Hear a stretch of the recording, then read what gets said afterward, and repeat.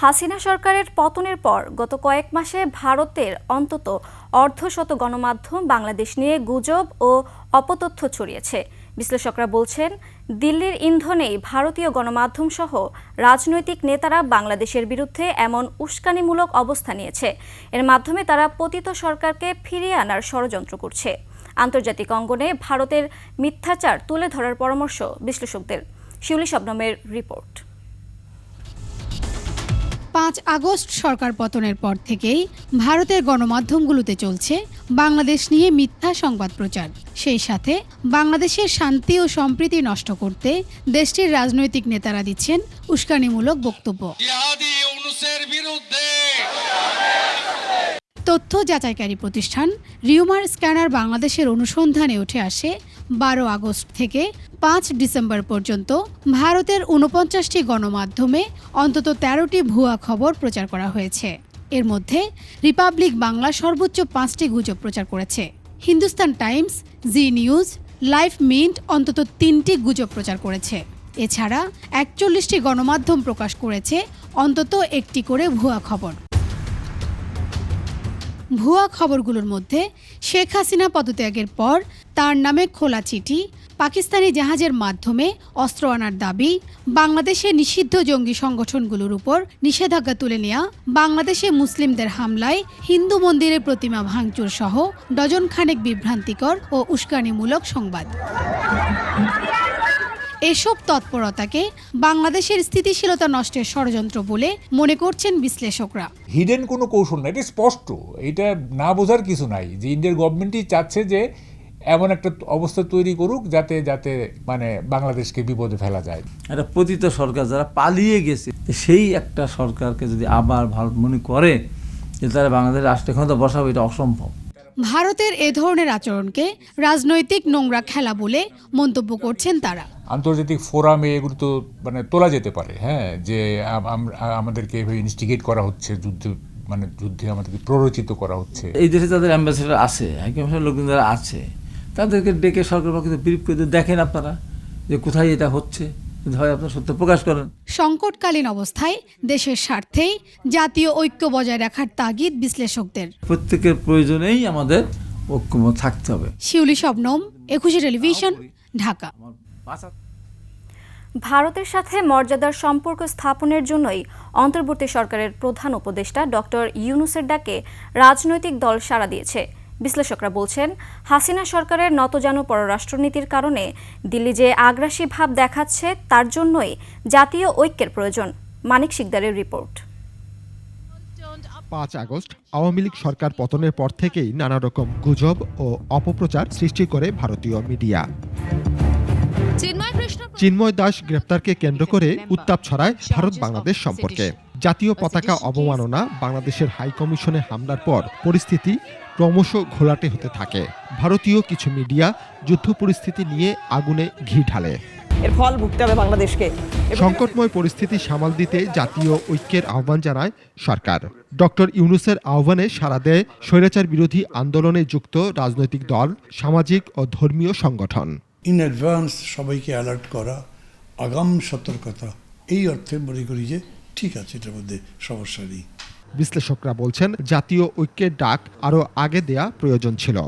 মুখে মুখে ঐক্যমত হয় না, ঐক্যমতের কিছু ইস্যু থাকতে হবে যে আমরা শেখ হাসিনার বিচার করতেই হবে, এই ব্যাপারে আমাদের মধ্যে কারোর মধ্যে কোনো দ্বিমত নাই। ভারতের সাথে যুদ্ধ নয়, মর্যাদা সম্পর্ক করতে চায় বাংলাদেশ, তবে সব ধরনের প্রস্তুতিও রাখতে হবে বলছেন রাজনীতিবিদরা। এই যে পরিবর্তনটা করেছে, এই পরিবর্তনটা ভালো কিছু বয়ে আনেনি, এই ক্যাম্পেইন করতে চাই। সো আমরা এটাকে পজিটিভ ক্যাম্পেইন দিয়ে বুঝে দিতে চাই যে ওই পরিবর্তনটা কাম্য ছিল। ভারত যদি আমাদেরকে সমমর্যাদার ভিত্তিতে দেখতো, তাহলে কি এতগুলো প্রবলেম টিকায় থাকতো? বাংলাদেশে তিস্তার চুক্তি হইতো না, গঙ্গা চুক্তি বহু আগেই হয়ে যেত। হাসিনা সরকারের পতনের পর জাতীয় সরকার গঠন করা হলে এতটা সংকটে পড়তে হতো না। এই ইন্টারিম গভর্নমেন্টের কোনো সদস্যেরই রাষ্ট্র শাসনের অভিজ্ঞতা নাই, সুতরাং এই অভিজ্ঞতাটা অর্জনের জন্য তাদের রাজনৈতিক দলগুলোকে সাথে রাখা দরকার ছিল। রাজনৈতিক সরকার ছাড়া এ সংকট মোকাবেলা বেশ কঠিন। তাই দ্রুত নির্বাচনের মাধ্যমে গণতান্ত্রিক সরকার গঠনের তাগিদ রাজনীতি সংশ্লিষ্টদের। আমরা আমাদের এখানকার স্ট্যাটাস কো বলি অথবা পরিস্থিতির উন্নতি হলে নির্বাচনের দিকেই যাব। মানিক শিকদার, 21 টেলিভিশন, ঢাকা। সুন্দরবনের দুবলারচরে মাসভিত্তিক বেচাকেনা হচ্ছে শিশুশ্রম। বিক্রি হওয়া শিশুরা কাজ করছে শুটকিপল্লিতে। স্কুল থেকে ঝরে পড়া এসব শিশুর কাটে বন্দি জীবন। দারিদ্র্যকে পুঁজি করছেন জেলে মহাজনেরা। অভিযোগ, শিশুশ্রম বন্ধে প্রশাসন কোনো উদ্যোগ নিচ্ছে না। মংলা প্রতিনিধি আবুল হাসানের তথ্যচিত্রে 3 পর্বের ধারাবাহিক রিপোর্টের দ্বিতীয় পর্ব আজ। 14 বছরের সাব্বির আহমেদ হাবিবুল্লাবাদ নামে এক বহাদ্দরের কাছে এক মৌসুমের জন্য বিক্রি হয়েছে 40,000 টাকায়। এ সময়ে দুবলারচর থেকে বের হয়ে সে কোথাও যেতে পারবে না। পালাতে গেলে ভোগ করতে হয় শারীরিক নির্যাতন। সবসময় ভয়ের মধ্যে থাকে এসব শিশু। আমি আইসি হাবিবুল্লাবাদের সাথে, আমার বয়স 14। আমি আইসি 40,000 টাকা বেতনে মাছ নাড়াচাড়া করি। হয়তো ওটা তো কষ্ট না করলে কি হবে। সাব্বিরের মতো আরেকজন 14 বছরের সাগর 6 মাসের জন্য মাত্র 35,000 টাকায় সাগরকে কিনেছে মিজান নামে এক বহাদ্দর। বিক্রি হওয়া এসব শিশু দুর্গম চরাঞ্চলে দিনরাত কাজ করছে। মিজানের সাথে আসছি, মাছ ধরতে আসছি। হ্যাঁ, কষ্ট তো হয়। আমার নাম শোন, আমি এই জায়গায় আইসি কাজ করছি। আমার বেতন 40,000 টাকা। এখানে 6 মাস থাকবে। পুরো দুবলারচরে তাদের বহাদ্দরকে খুঁজে পাওয়া না গেলেও এখানে কাজ করতে দেখা গেছে অনেক শিশুকে। দুবলারচরের ঝুঁকিপূর্ণ শিশুশ্রম বন্ধে ব্যবস্থা নেওয়ার দাবি মানবাধিকার কর্মীদের। আইন শৃঙ্খলা বাহিনী আছে, তারাও একটি উদাসীন থাকে। এখানে আইনের লঙ্ঘন হয়, এখানে মানবাধিকার লঙ্ঘন হয়। তো সে ব্যাপারে প্রশাসনকে, সরকারকে এই যেসব মহাজনরা তাদেরকে বা যে সকল দালালরা তাদেরকে এই কাজে নিয়োজিত করে তাদের বিরুদ্ধে ব্যবস্থা গ্রহণের দাবি জানায়। পুলিশ বলছে শিশুশ্রম বন্ধে তাদের কঠোর নজরদারি রয়েছে। জেলেদেরকে আমরা মৌসুমি কার্ড দিচ্ছি। আমার এখানে যে জেলেরা আসবে প্রত্যেকটা জেলেদের আমাদের এই কার্ড দেব। যাদের বয়স 18 বছরের নিচে তারা কার্ড পাওয়ার কোনো সুযোগ নাই। সেক্ষেত্রে শিশুশ্রম চিরতরে বিদায় হবে দুবলা থেকে, এ আমার বিশ্বাস। শ্রম আইন লঙ্ঘন করে দুর্গমচরে শিশুশ্রম বন্ধে কার্যকর পদক্ষেপ দেখতে চায় সচেতন নাগরিক সমাজ। সমর ইসলাম, ডেস্ক রিপোর্ট, 21 টেলিভিশন। কৃষকদের কাছে সাড়া ফেলেছে কুমিল্লা ও ব্রাহ্মণবাড়িয়ার শীতকালীন সবজির চারা। এই 2 জেলায় বাণিজ্যিকভাবে উৎপাদন হচ্ছে এসব চারা। চারার গুণগত মান ও ফলন ভালো হওয়ায় চাহিদা ছড়িয়েছে বিভিন্ন জেলায়। কুমিল্লা প্রতিনিধি হুমায়ুন কবির রনি এবং ব্রাহ্মণবাড়িয়ার প্রতিনিধি মীর শাহিনের তথ্যচিত্রে ডেস্ক রিপোর্ট।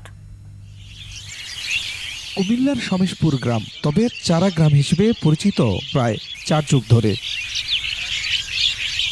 সমেশপুরে এখন নজর কাটছে চারা চাষিদের ব্যস্ততা। কেউ জমি প্রস্তুত করছেন, কেউ বা ছিটাচ্ছেন পানি, আবার কেউ চারা তুলে আটি করছেন। ভালো চারায় ভালো ফলন, এমন বাস্তবতায় কৃষকদের আস্থার জায়গা করে নিয়েছে সমেশপুর।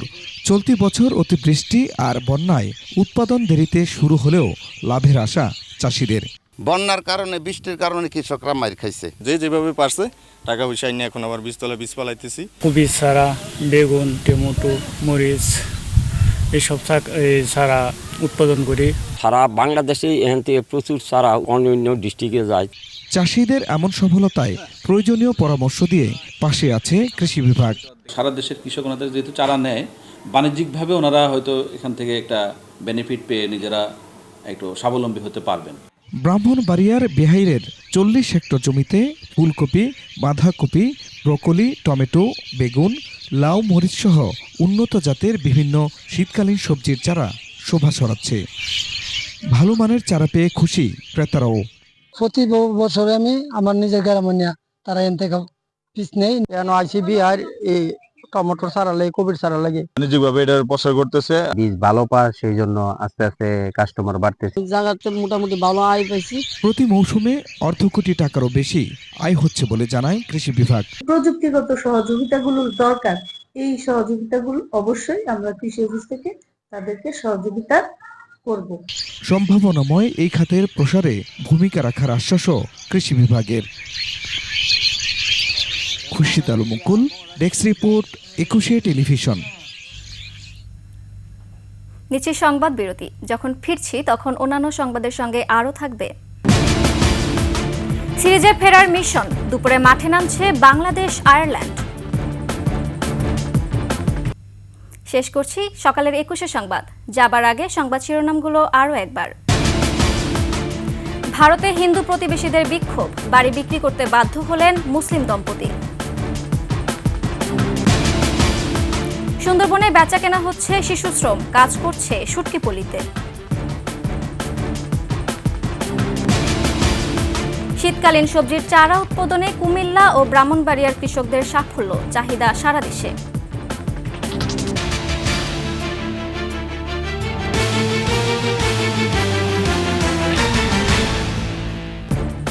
সর্বশেষ সংবাদ জানতে ডায়াল করুন 2021 নম্বরে আর ভিজিট করুন 21-tv.com ওয়েবসাইটে।